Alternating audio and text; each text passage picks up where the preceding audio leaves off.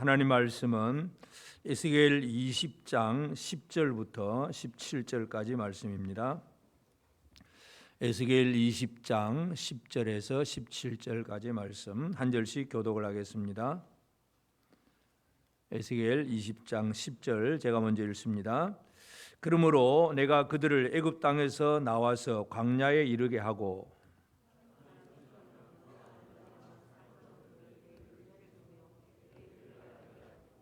또 내가 그들을 거룩하게 하는 여호와인 줄 알게 하려고 내 안식일을 주어 그들과 나 사이에 표징을 삼았노라.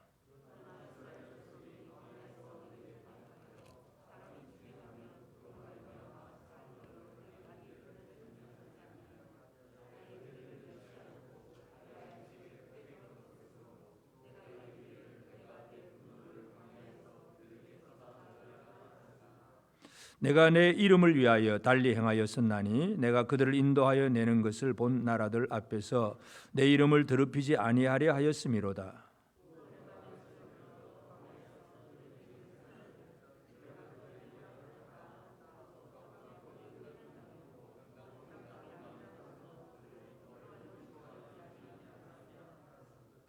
그들이 마음으로 우상을 따라 나의 규례를 업신여기며 나의 율례를 행하지 아니하며 나의 안식일을 더럽혔음이라.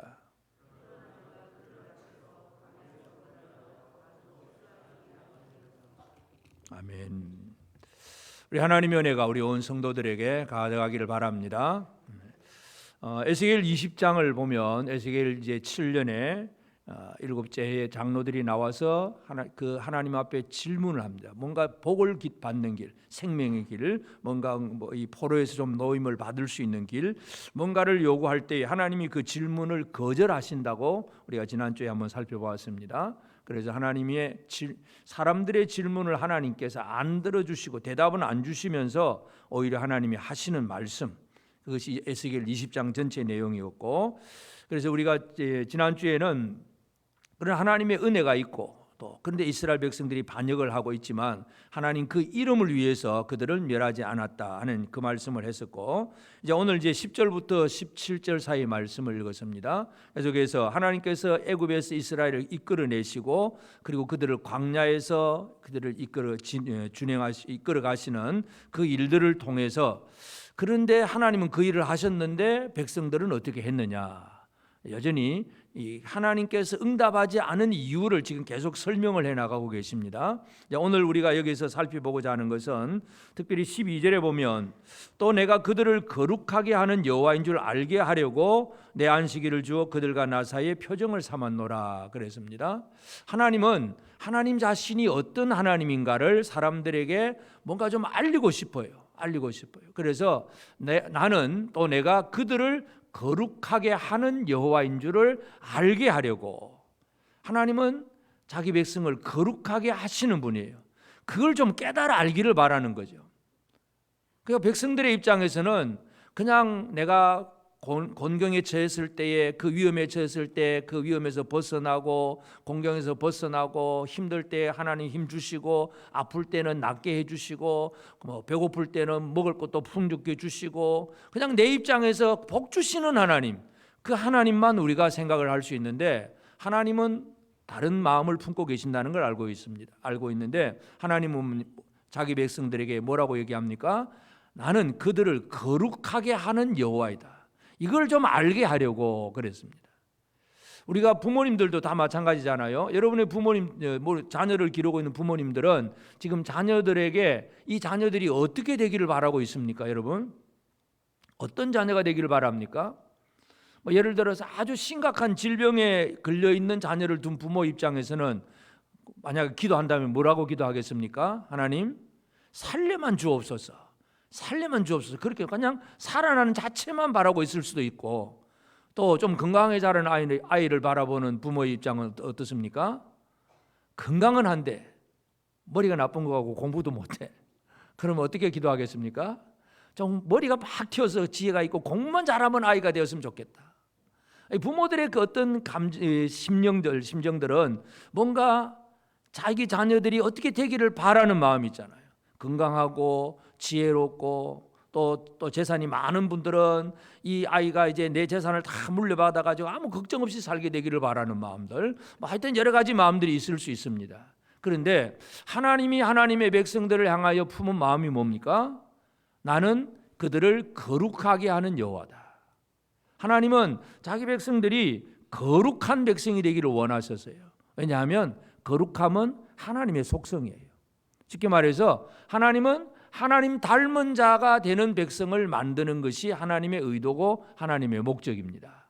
오늘 우리가 이 시간도 예배를 드리고 신앙생활을 하고 있지만 그저 우리 입장에서 하나님 함께 해주시고 복 주시고, 이 얘기는 예수 안 믿는 사람들도요 그냥 비나이다 하면서 복 달라고 어디 가든지 다 구하고 있습니다. 인간 중심의 생활들은 그래도 전능하신 하나님 앞에 나와 기도하니까 다른 종교들보다 기독교인들이 훨씬 나을 수 있긴 하지만 진짜 중요한 건 뭘까요? 하나님께서 어떤 마음을 품고 계시느냐, 이걸 아는 것이 중요합니다. 하나님의 마음은, 하나님은 자기 백성들을 거룩하게 만들기를 원하세요. 거룩한 백성이 되기를 원하세요. 이걸 모르고 그냥 하나님 질문 있는데요 하고 손 들으니까 대답 안 해줍니다. 하나님의 마음을 읽어내는 것. 그래서 오늘 이제 본문의 내용은 거룩하게 하는 여호와, 거룩하게 하는 여호와. 나는 너희를 거룩하게 하는 여호와다. 이 사실을 우리가 한번 살펴보면서 이 하나님의 의도와 하나님의 뜻에 따라서 지금도 내가 하나님의 의도에 맞는, 마음에 맞는 그 삶을 살아내고 있는가, 오늘 우리가 이 부분을 한번 살펴보게 되기를 바랍니다. 그래서 하나님은 이제 이스라엘 백성들을 나는 거룩하게 하는 여호와라고 하면서 제일 첫 번째 그 거룩하게 하는 과정 속에서 제일 먼저 하신 일이 뭐냐면 10절, 그러므로 내가 그들을 애굽 땅에서 나와서 광야에 이르게 하고, 제일 첫 번째 하나님께서 하신 일은 애굽 땅에서 나와서 광야에 이르게 합니다. 애굽 땅은 어떤 땅입니까? 우상이 가득한 땅, 죄악이 가득한 땅. 그 땅에서 분리시켜서 나오게 하십니다. 하나님의 거룩함은 우리가 이 땅에서 죄악 가운데서 분리되어서 나오게 하는 것입니다. 그래서 나오는데 어디로 나오느냐? 광야로 나옵니다. 이제 이것이 또 사람들에게 있어서는 또 문제가 될 수가 있습니다. 하여튼 애굽에서 나온 건 좋았는데 나와 보니까 광야입니다. 광야라고 하는 그 히브리어 단어 미드바르, 근데 드바르, 다바르라고 하는 단어는 다 황폐한 곳이에요. 그러니까 아주 사람이 살 수 없는 곳. 하나님께서 애굽에서 이끌어내어서 바로 직진해서 가나안 땅으로 들어갔으면 어떻을까요? 그 가나안 땅에도 여전히 우상이 가득해요. 뭔가 하나님께서 이 백성들을 이 애굽의 우상에서부터 건져내어서 뭔가 새로운 백성으로 만들어서 들여보내기 위한 그런 하나님의 의도가 있기 때문에 애굽에서 이끌어내서 광야로 이끌어 나오게 하셨습니다. 이 광야는 사람이 살 수 없는 곳이에요. 하나님의 특별한 공급이 아니면 살아갈 수가 없는 것. 매일 만나가 내리지 않으면 그 땅에는 양식이 없습니다. 기근입니다. 기근. 먹을 것이 없어요. 물도 없어요. 반석에서 물을 내주지 아니하시면 이 60만, 200만, 300만 명이나 되는 수많은 사람들이 40년 동안 광야를 살아갈 수가 없는 곳. 이것이 광야입니다. 지금도 그 팔레스타인 지역 광야에 가보면 사람이 살 수 없어요. 드문드문 양치는 목동들이 뭐 불을 따라서 이리저리 왔다 갔다 하긴 하지만 그곳에 사람이 거주할 수가 없어요. 광야는 바로 그러한 곳입니다. 광야는 어떤 곳이냐? 사람이 없는 곳, 사람이 살 수 없는 곳, 다른 말로 표현하면 하나님만 바라보게 하는 곳, 하나님이 책임져 주시는 곳, 이것이 바로 광야입니다. 그래서 이 광야라고 하는 것은 참으로 사람이 살기에 힘든 곳이기 때문에 백성들의 입에서는 불평이 나올 수밖에 없습니다. 출애굽기 14장 11절에 보면 14장 11절에 그들이 또 모세에게 이르되 애굽에 매장지가 없어서 당신이 우리를 이끌어내어 이 광야에서 죽게 하느냐? 어찌하여 당신이 우리를 애굽에서 이끌어내어 우리에게 이같이 하느냐? 불평입니다. 원망입니다. 하나님이 우리를 이끌어내었는데 광야로 왜 이끌어냈냐 이거죠. 이 광야에서 죽게 하느냐? 어째서 우리를 애굽에서 이끌어내서 우리에게 이같이 하느냐? 참 애굽에 놔두지. 원망하고 불평하는 사람들의 말이 그것입니다.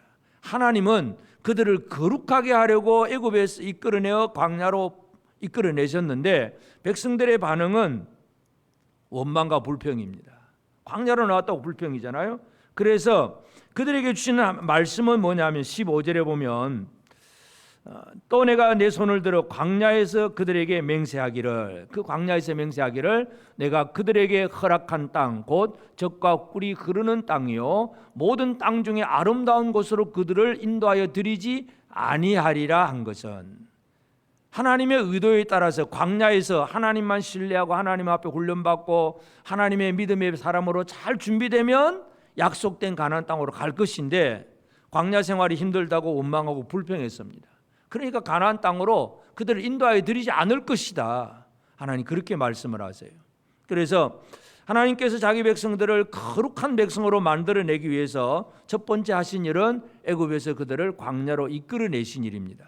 여러분, 우리에게 광야 같은 생활이 있다고 할 때에 왜 나는 이렇게 힘들까? 원망과 불평이 나오면 불평하기 전에 하나님의 손길을 먼저 바라보시기를 바랍니다.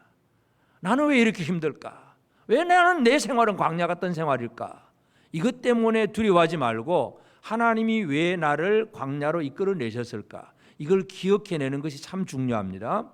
두 번째로 또 이들을 하나님께서 광야로 이끌어내어서 그 다음에 하신 일은 11절 사람이 준행을 하면 그로 말미암아 삶을 얻을 내 율례를 주며 내 규례를 알게 하였고, 준행하기만 하면 삶을 얻을 수 있는, 생명을 얻을 수 있는 율례와 규례를 주어서 알게 했다.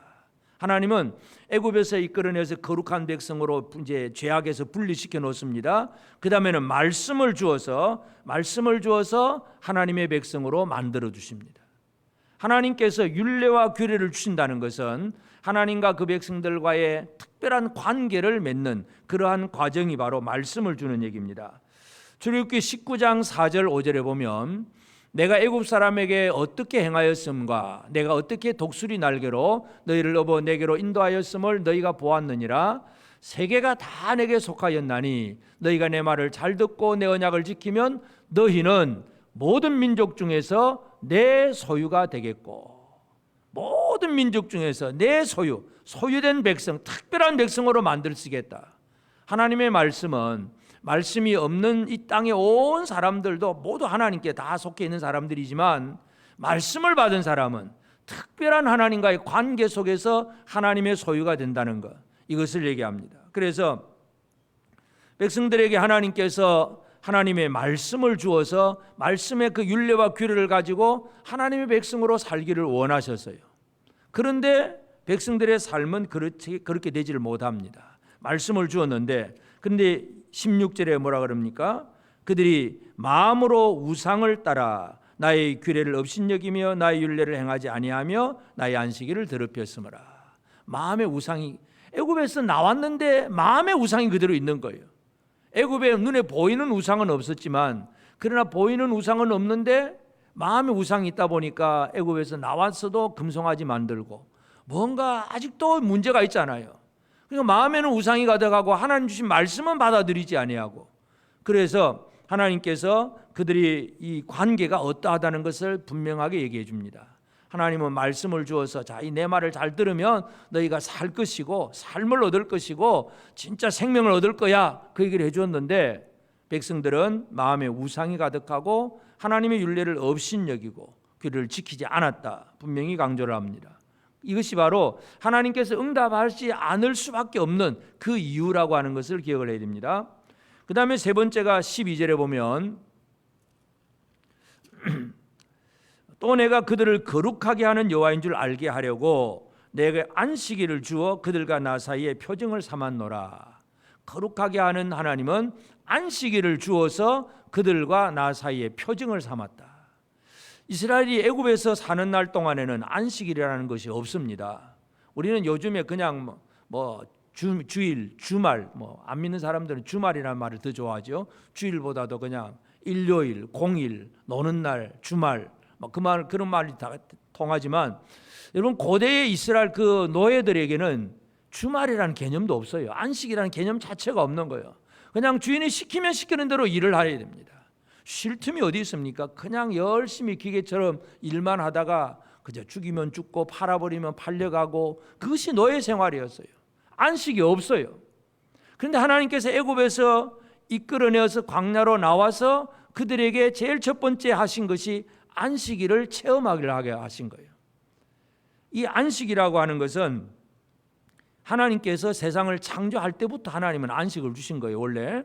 그래서 엿새 동안 창조하고 제7일에 안식을 하셨기 때문에 사람들은 엿새에 제6일에 창조되고 제7일에 하나님과 함께 안식하는 거예요. 사람이 뭐 일을 하고 나서 힘들어서 안식하는 게 아니에요. 안식이라고 하는 개념은 하나님과 함께하는 생활, 하나님과 함께하는 그 삶 자체가 바로 안식의 개념이에요. 그래서 이 안식을 가르쳐 주시기 위해서 하나님께서는 제7일에 쉬어라 하고 이제 이스라엘 백성들에게 안식일 규례를 광야에서 주십니다. 그래서 그 안식일을 이제 지키게 할 때 처음에 그 안식일에 대해서 체험을 하게 할 때에 매일매일 만나를 주잖아요. 매일 아침마다 만나를 주는데 매일 사람들이 나가서 거둘 때마다 절대로 욕심내지 말고 한 1일분만 거둬. 1일반. 자기가 하루에 먹을 수 있을 만큼, 식구들이 하루에 먹을 만큼만 거둬서 먹고, 그 얘기는 뭐냐 하면 내일은 또 내일 하나님이 또 내일 주시니까 욕심 부리지 말고 하루분만 거둬라. 하루분만. 사람들은 이 참 짐승들은 그런 욕심이 없어요. 먹다가 사냥을 하고 자기 배부르면 그냥 내버려두고 갑니다. 근데 인간은 욕심이 가득하잖아요. 먹고 남으면 어떻게 합니까? 냉장고에 냉동실에 차곡차곡 쌓아두고 두고 먹으려고 하여튼 가득합니다. 하나님은 만나를 주셨을 때 하루분만 딱 주십니다. 그 다음 날 나가서 또 거뒀습니다. 그런데 이제 안식일 전날에는 하나님 말씀합니다. 내일은 안식일이니까 만나가 없으니까 오늘은 이틀분 거둬라. 이틀분 거둬라. 그 말에 대한 믿음을 가지고 나가야 되잖아요. 그런데 어떤 사람이 안식일에 또 그대로 나갔다가 그들은 이제 허탕을 치게 됩니다. 출애굽기 16장 16절 보면 여호와께서 이같이 명령하시기를 너희 각 사람을 먹을 만큼만 이것을 거둘지니 곧 너희 사람 수요대로 한 사람의 한 오멜씩 거두되 각 사람이 그의 장막에 있는 자들을 위하여 거둘지니라. 한 사람의 한 오멜씩 그것만 거두라는 얘기죠. 그런데 그 뒤에 쭉 넘어가서 보면 이제 27절 보면 그들이 안식일을 나갔는데 거둘 수가 없어요. 하나님은 가르치는 거 아주 실물 교훈으로 가르칩니다. 그래서 이 하나님께서 안식일을 주셨다는 얘기, 안식일을 주셨다는 얘기는 뭐냐면 하나님께서 공급하신다는 얘기죠. 내가 알아서 줄 테니까 너희들은 너희 힘으로 살아보려고 애쓰지 말고 내가 알아서 줄 테니까 내가 시키는 대로 해. 하루 한 오멜씩 거둬라. 그리고 안식일 전날은 이틀 거둬라. 그런데 사람들은 그걸 못 믿습니다. 불신이죠. 그걸 하나님 뭐라고 하시냐면 안식일을 더럽혔다. 그렇게 표현을 합니다. 이 안식일을 지킬 수 있다는 얘기는 하나님의 백성된 표징이에요. 다른 민족에게는 그게 없잖아요. 애굽 사람도 그렇고 가나안 땅 사람도 그렇고 그냥 자기 나름대로 열심히 노력해서 열심히 살아가는 거예요. 근데 하나님 백성들은 엿새 동안 일하게 하시고 제7일에 쉬게 하고 그래도 먹고 살 수 있게 하셨어요. 이 안식일은 하나님께서 자기 백성들에게 주신 표징. 너희는 하나님 백성이다 하는 표시가 바로 안식일입니다. 이게 바로 하나님께서 자기 백성들을 거룩하게 하시는 하나님의 방법이었어요. 그런데 문제는 백성들이 그 일을 하지 않았다는 거죠. 광야에서 불평을 하고 하나님의 말씀보다는 마음속에 우상이 가득하고 안식일을 주어서 하나님만 신뢰하게 만드는데 여전히 인간의 힘과 노력으로 뭔가 할 수 있다고 생각을 하고 열심히 거두려고 하는 것. 안식일 새벽부터 일찍 나가서 또 거두려고 하다가 결국은 실망하는 것. 이것이 인간의 생활이에요. 이스라엘 백성들이 이러한 생활을 살았기 때문에 하나님께서 응답하지 않는다는 사실을 분명히 강조합니다. 그래서 오늘 우리는 하나님이 자기 백성들을 향하여서 가지신 그 마음이 뭐냐? 이 땅을, 이 사람들을 거룩한 백성으로 만들어야 되겠다. 내가 거룩하니, 하나님께서 거룩하니 나하고 같이 지낼 그 사람들도 거룩한 사람으로 만들어야 되겠다. 이게 바로 하나님의 의도와 하나님의 뜻입니다. 오늘 저와 여러분을 향한 지금도 하나님의 뜻은 똑같습니다. 하나님은 우리를 거룩하게 하시는 여호와 하나님이십니다. 구약 시대만이 아닙니다. 지금도 마찬가지입니다.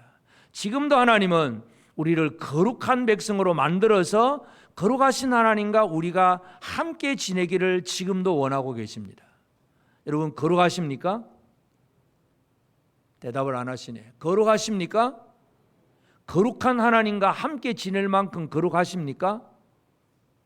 또 대답을 안 하시네. 거룩하신 하나님과 함께 지낼 만큼의 거룩함이 우리에게 있느냐 이거죠. 있으십니까? 없으십니까? 또 여러 가지 머릿속에 지금 막 굴리는 소리가 막 들리는 것 같아요. 어떻게 얼마만큼 돼 진짜 하나님과 함께 거룩할까? 우리 인간이 아무리 노력하고 아무리 애를 쓴들 우리 인간의 노력으로는 결코 거룩해질 수가 없습니다. 해답은 뭡니까? 예수 그리스도 안에서 거룩함이 이루어집니다. 예수 그리스도 안에서 진정한 거룩함이에요. 그러면 이 땅에 오신 예수님께서 이 거룩함을 어떻게 드러내고 또 보여주셨는가? 예수님이 이 거룩함을 이루시고 보여주신 그것도 우리가 한번 살펴볼 필요가 있는데, 예수님이 땅에 오셔서 복음을 전하고 말씀을 전할 때에 사역을 하시잖아요. 사역을 할 때마다 예수님이 자주 가시는 곳이 계세요. 어디를 자주 가시느냐? 광야로 자주 나가십니다. 광야. 마가복음 1장 35절에 보면 새벽 아직도 밝기 전에 예수께서 일어나 나가 한적한 곳으로 가사 거기서 기도하시더니, 한적한 곳이라고 하는 단어, 이 한적한 곳이라고 하는 그 헬라어 단어 에레모스라고 하는 단어인데, 이 에레모스라고 하는 단어가 한적한 곳, 광야예요. 히브리어 미드바르, 에레모스, 이 단어 사람이 살 수 없는 곳, 사람이 아직 집 짓고 뭐 살 수 없는 그곳으로 주님은 한적한 곳으로 나가서 거기서 기도하시더니, 하나님 앞에서 우리가 생각해야 될 거, 우리는 평안한 집에서 잘 편히 쉬고 잘 살기를 바라고 환경이 좋아지기를 바라고 있습니다. 그건 우리 모두가 다 같이 구하는 생각들입니다. 그래서 조그마한 집에서 좀 방 칸수도 좀 늘리면 좋겠고, 평수도 넓어지면 좋겠고, 주변 환경도 더 좋아지면 좋겠고, 우리가 뭔가 환경을 잘 만들어 가려고 애를 쓰고 있습니다. 근데 예수님이 하신 것은, 예수님은 이 땅에 어떤 삶의 환경을 요구하신 게 아니라 오히려 광야로 나가셨다는 사실을 기억해야 됩니다. 그래서 한적한 곳에서, 이 한적한 곳이라고 하는 것은 밀려나는 곳이 아니라 스스로 가는 곳입니다. 다른 사람들에 의해서 밀려났다고 생각되면 여기는 외로움이라고 하는 단어가 등장을 합니다. 외롭습니다. 남들이 나를 안 끼워줍니다. 같이 안 놀아줍니다. 그러면 외롭잖아요. 왕따 당해버렸습니다. 이걸 견딜 수 없어서 그냥 아파트에서 뛰어내리는 아이들도 있었고, 이 외로움을 느끼면 사람들이 진짜 살기 힘든 그런 경우가 됩니다. 그런데 스스로 나가면, 스스로 광야로 나가는 사람은 외로움을 느끼는 게 아니에요. 고독한 생활인데, 물론 이제 가톨릭 신학자이긴 하지만 영성 신학자인 헨리 나우엔이라고 하는 사람이 이 외로움에서 고독함으로 하는 그런 책을 썼어요. 외로움이 아니라 고독함. 다시 말해서 우리가 사람들로부터 밀려나서 힘들어지는 외로운 생활이 아니라 내 스스로 고독해져서 하나님과만 1:1로 상대하는 이 생활을 살아내는 것이 중요하다, 그 얘기를 했는데, 예수님이 바로 그 얘기예요. 한적한 곳으로 가사 거기서 기도하시더니 하는 얘기. 그래서 예수님은 광야를 기도의 장소로 만드셨다는 사실을 우리가 기억을 해야 됩니다. 광야를 어떤 장소입니까? 하나님을 만나는 장소, 하나님과 함께하는 장소. 이것이 바로 예수님의 사역이에요.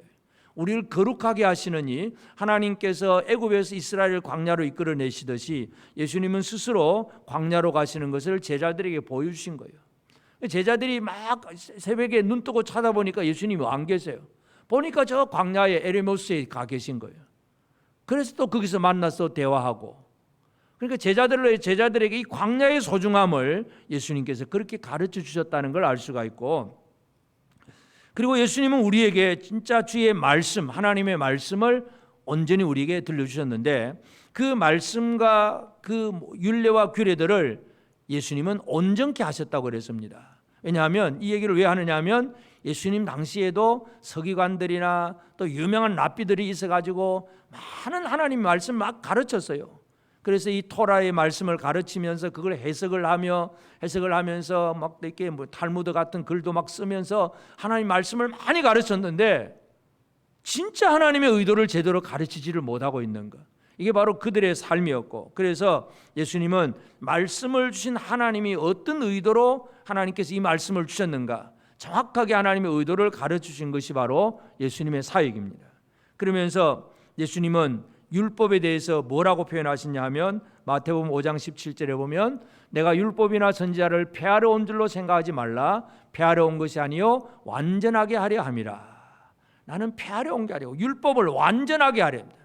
율법을 그냥 문자만 사람들이 알고 있는데 이 문자만이 아니라 그 율법의 정신, 율법의 의도, 목적, 이 모든 것들을 완벽하게 드러내어서 이것을 사람에게 주십니다.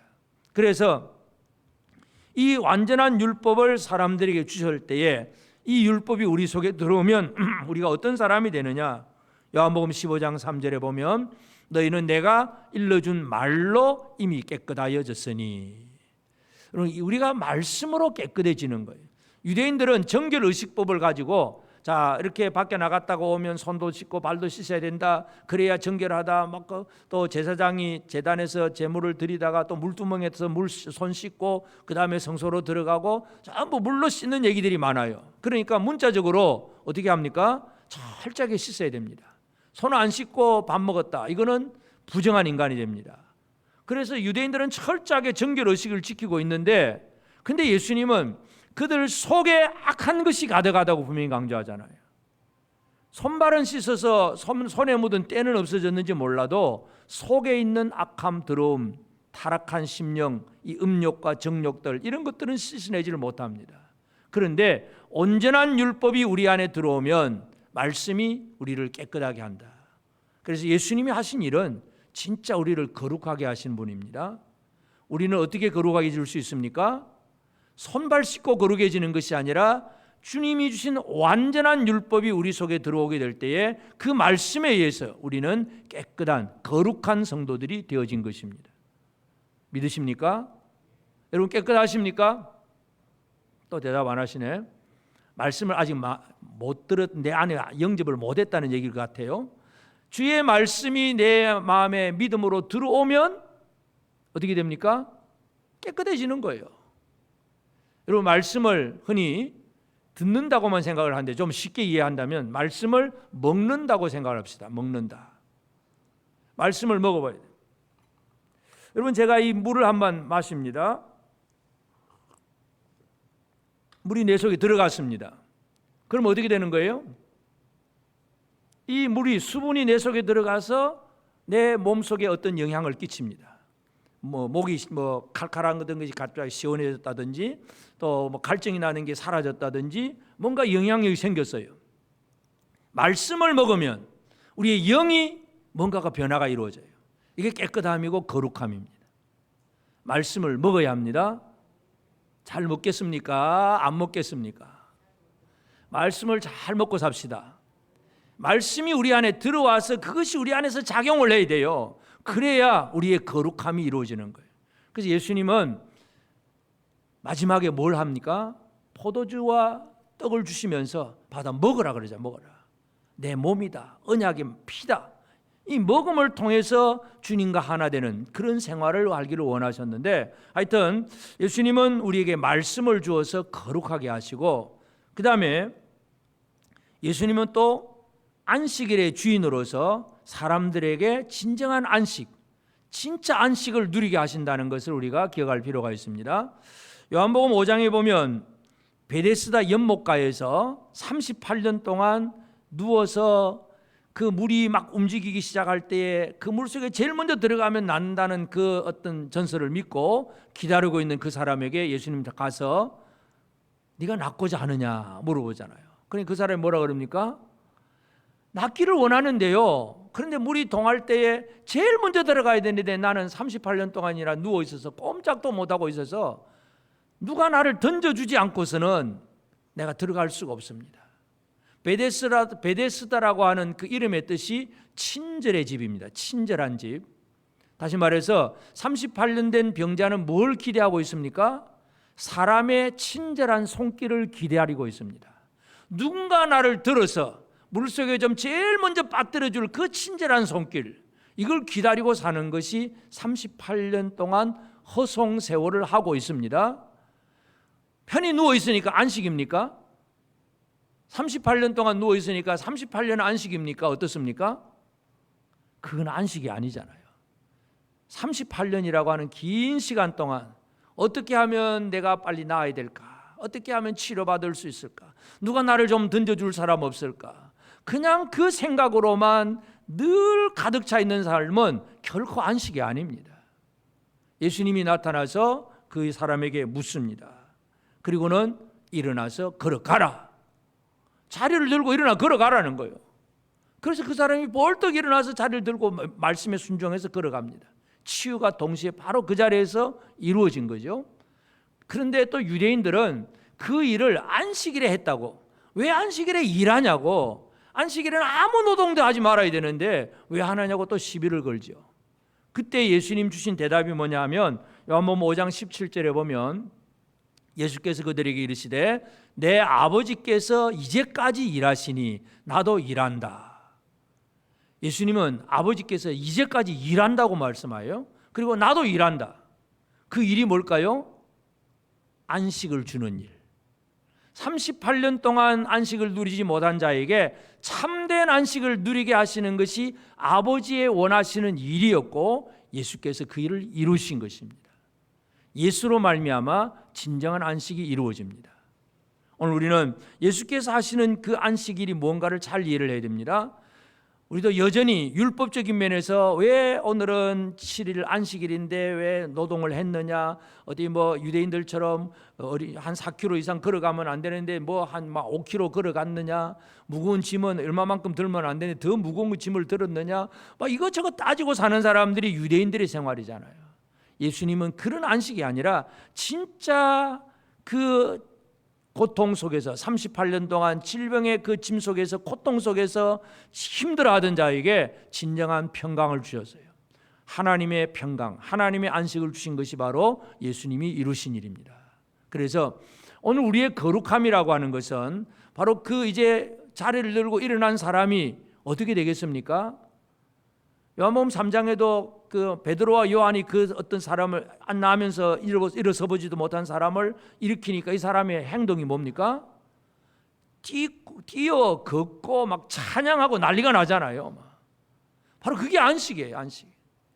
진짜 하나님의 은혜를 제대로 누리고 그것에 기뻐하고 감사하고 찬양하고 감격이 터져 나오는 이 안식을 누리는 것, 이것이 바로 주님이 주신 안식이에요. 거룩한 사람이 누리는 안식입니다. 오늘은 안식일이니까 내가 아무 일도 안 해 하고 가만히 앉아있는 이게 안식이 아니라 진짜 주의 은혜로 말미암아 감사가 나오고 기쁨이 나오고 뭔가 하나님을 향한 온전한 찬양이 터져 나오는 그러한 예배가 나오는 이 삶이 진정한 안식의 삶입니다. 그래서 예수님이 바로 이런 거룩함을 이루셨습니다. 그래서 이제 오늘 우리는 하나님께서 우리를 어떤 사람으로 만드셨느냐, 거룩하게 만드셨다는 것. 하나님의 속성이 거룩함입니다. 하나님을 닮은 자로 우리를 만드셨습니다. 이 거룩함이 오늘 우리에게 이루어졌다는 사실을 먼저 믿으셔야 됩니다. 믿습니까? 거룩함이 좀 이루어졌습니까? 예수로 말미암아 이루어진 거룩함입니다. 내가 거룩해지려고 애를 쓴 게 아니고 예수 그리스도로 말미암아 그의 피로 말미암아 우리의 죄가 씻어지고 그의 말씀으로 말미암아 우리 안에 속에서 이 깨끗함이 이루어지고 진정한 안식을 누리는 하나님의 백성된 표징을 받았습니다. 그러므로 이제 오늘 우리의 삶을 어떻게 살아가야 되느냐? 우리는 거룩함을 힘입은 자로 살아가야 될 생활. 첫째로 우리가 기억해야 될 것은 지금 우리의 삶의 환경이 광야 같은 생활이라 할지라도 광야를 성소로 만들 수 있는 삶이 되어지기를 바랍니다. 옆 사람에게 한번 얘기하겠습니다. 광야를 성소로 만듭시다. 성소가 뭡니까? 성소는 하나님 만나는 곳이에요. 하나님 앞에 기도하는 장소가 성소예요. 하나님 앞에 분향하고 하나님의 말씀을 듣는 자리가 성소예요. 시편 63편 1절 2절에 보면 하나님이여 주는 나의 하나님이시라 내가 간절히 주를 찾되 물이 없어 마르고 황폐한 땅, 이 광야에서 내 영혼이 주를 갈망하며 내 육체가 주를 앙모하나이다. 2절, 내가 주의 권능과 영광을 보기 위하여 이와 같이 성소에서 주를 바라보았나이다. 여러분, 다윗이 사울을 피해 도망다니던 것이 광야 생활이에요. 다윗이 아직 왕이 되기 전 성전도 없고 아무것도 성소가 없는, 지리적인 면에서 성소가 없는 삶이 바로 다윗의 생활입니다. 그 광야 생활에서 참 갈망한 황폐한, 물이 없고 마르고 황폐한 땅에서 살면서 그 땅을 뭐라고 얘기하느냐? 내가 이와 같이 성소에서 주를 바라보았나이다. 광야가 아닙니다. 다윗에게는 광야가 성소입니다. 오늘 우리는 우리의 삶의 환경을 보면서 왜 힘들까? 나는 왜 이렇게 어려울까? 나는 왜 이렇게 먹고 살기 힘들까? 힘들다 죽겠다 못 살겠다 죽겠다 그렇게 하지 말고, 이러면 목을 그 소리를 좀 바꿔가지고 죽겠다가 아니라 죽게 있다. 다시 한번 합시다. 죽겠다가 아니고 뭐라고? 죽게 있다. 주님께 있다. 죽겠다 소리가 아닙니다. 죽게 있음을 우리가 알고 주님과 동행하는 생활, 이 삶을 살아내는 것이 광야를 성소로 만드는 삶입니다. 여러분의 삶이 광야 같다고 불평하고 원망하고 왜 그럴까 하고 하나님 왜 그렇습니까 하고 낙심하지 말고 그곳에서 하나님을 만나세요. 그곳에서 하나님을 만나고 하나님과 대화가 이루어지면 광야는 광야가 아닙니다. 그것이 거룩한 성소예요. 그것이 하나님 앞에 거룩한 삶으로 살아가는 백성들의 삶이에요. 우리 광야를 성소로 만드는 우리가 되어지기를 바랍니다. 그리고 우리는 하나님의 말씀, 그 말씀을 철저하게 믿음으로 받아들이는 이 삶이 우리에게 중요합니다. 그래서 우리가 하나님의 말씀을 믿고 말씀을 지키는 이 삶이 되어져야 하나님과 함께하는 생활을 살 수 있습니다. 예수님께서 강조하신 것은 요한복음 15장 10절에 보면 내가 아버지의 계명을 지켜 그의 사랑 안에 거하는 것 같이 너희도 내 계명을 지키면 내 사랑 안에 거하리라. 여러분, 아들도 하나님 아버지의 계명을 지킨다고 그랬어요. 아버지가 아들을 세상에 보내면서 주셨던 여러 가지 말씀들이 있어요. 이렇게 구원을 할 거다. 그러니까 아들이 아버지의 말씀 그대로 듣고 와서 이 땅에 와서 십자가에 달려 죽으시잖아요. 그렇게 그 말씀을 지키는 것이 뭡니까? 그 사랑 안에 거하는 것이다. 내가 아버지의 말씀 계명을 지켜서 그의 사랑 안에 거하는 것 같이 너희도 내 계명을 지키면 내 사랑 안에 거하리라. 우리가 주님과 함께 되는 하나 되는 삶은 어떻게 이루어집니까? 계명을 지키는 생활, 주님의 계명을 철저하게 지켜가는 그 삶을 통해서 우리는 주님과 하나 되는 생활을 살아갈 수 있습니다. 거룩하신 하나님과 거룩한 내가 함께 살아가는 생활, 그 어떤 생활이냐? 내가 주의 말씀을 지키는 생활이에요.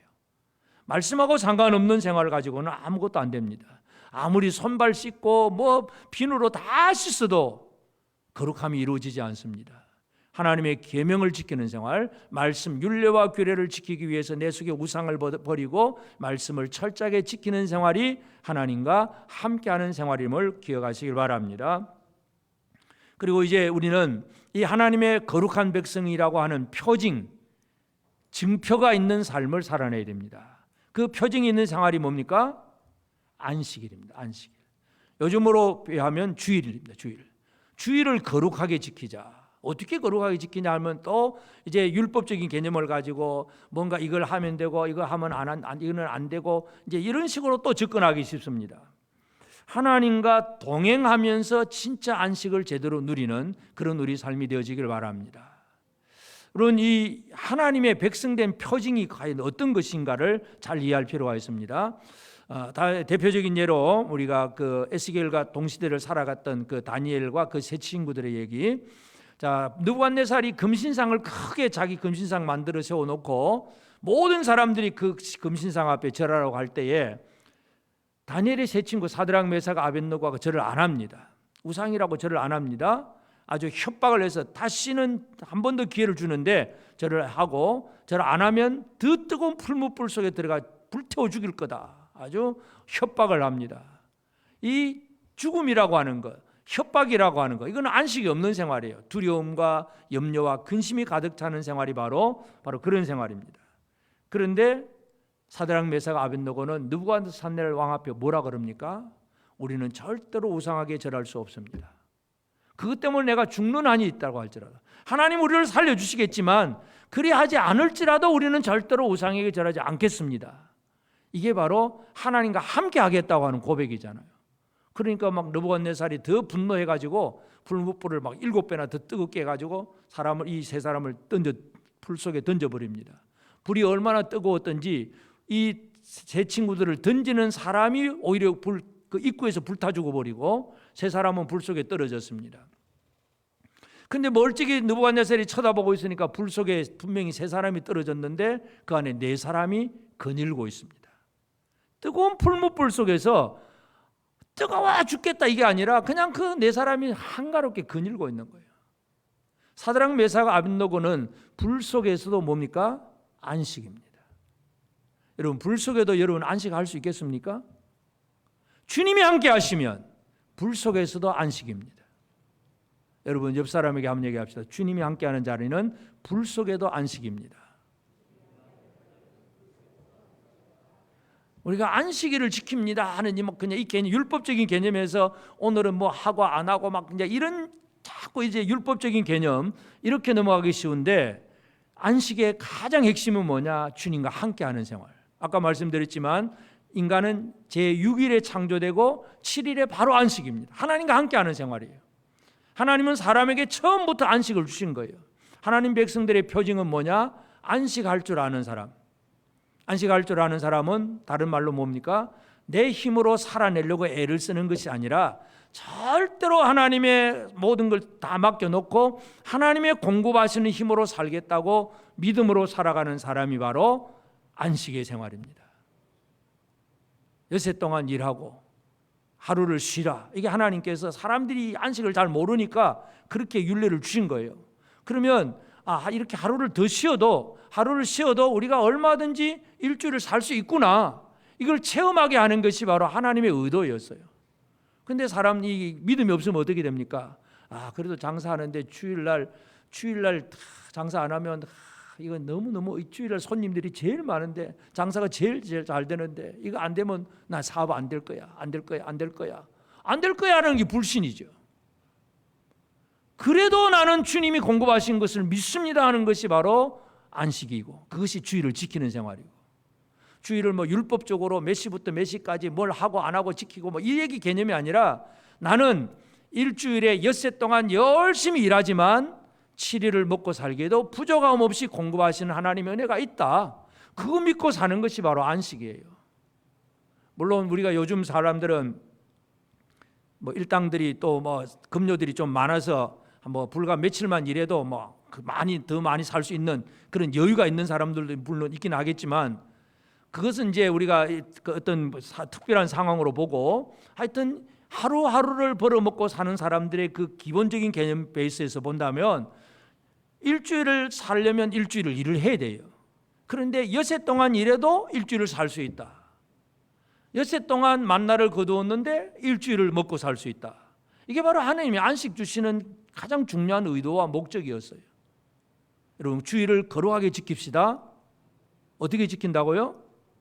주님을 향한 신뢰, 믿음, 하나님이 공급하실 것이라고 하는 확신 속에서 이날 하루 일 안 해도 나는 하나님을 찬양하고 예배하는 이날로 삼고 오늘 하루를 주일을 거룩하게 하나님 앞에 모든 걸 드려도 내가 먹고 사는 일에는 전혀 지장이 없다. 그 믿음을 가지고 사는 것이 바로 진짜 안식이에요. 염려가 없는 게 안식입니다. 큰일 났다. 오늘 일 안 하면서 이제 얼마만큼 손해보는데, 그 손해보는 데는 이 염려가 들어가면 이미 안식이 없어진 거예요. 안식은 두려움 없이 염려 없이 살아가는 생활입니다. 사드락 메삭 아벳느고 불뭇불 속에 들어갔지만 불뭇불 속에서도 그들은 안식이었어요. 그것이 하나님 백성된 표징이었어요. 그러니까 느부갓네살이 어떻게 합니까? 그들이 나와서 보니까 불탄 냄새도 없습니다. 그때 느부갓네살이 선포한 내용이 뭡니까? 만약에 이 사드락 메삭 아벳느고의 하나님을 향하여서 조금이라도 잘못된 말을 한마디로 하는 사람이 있으면 그 사람의 집은 그름터미, 화장실이 될 것이다. 완전히 그 집을 없애버리겠다고 그렇게 얘기를 합니다. 진짜 하나님을 향한 믿음으로 안식을 지키는 사람은 하나님의 백성된 표징을 그렇게 드러내는 것이고, 하나님은 그를 통해서 하나님의 백성된 표징을 통해서 영광을 받으시는 것입니다. 오늘 우리는 하나님께서 이스라엘을 거룩하게 하시는 하나님인데, 이스라엘은 그 거룩하게 하시는 하나님을 제대로 모르고 그냥 어떻게 하면 복 받을까, 어떻게 하면 내가 살 수 있을까, 막 이런 생각으로 질문을 하니까 하나님이 응답을 안 해주신 거예요. 우리는 이미 성경을 통해서 응답을 받은 사람들입니다. 저와 여러분은 어떤 사람입니까? 하나님께서 우리를 어떤 사람으로 만들어 주셨다고요? 거룩하게 하신 사람, 거룩한 사람으로 만들어 주었습니다. 아멘. 옆 사람에게 다시 한번 확인합시다. 당신은 이미 거룩해졌습니다. 거룩한 백성으로 살게 되기를 바랍니다. 거룩해졌는데도 여전히 뭔가 아직도 의심, 불신, 우리 안에 우상 이런 게 가득하다면 아직도 하나님을 상대할 수 없는, 질문 응답을 받을 수 없는 사람이 되는 거예요. 오늘 우리가 특별히 또 주일을 지나면서 내가 거룩한 하나님의 백성이 되었기 때문에 이 주일을 어떻게 잘 지낼 것인가를 기억하면서 하나님의 거룩하신 이 놀라운 은혜를 제대로 누릴 줄 아는 복된 우리 모든 성도들 꼭 되어지기를 주의 이름으로 축복합니다. 아멘.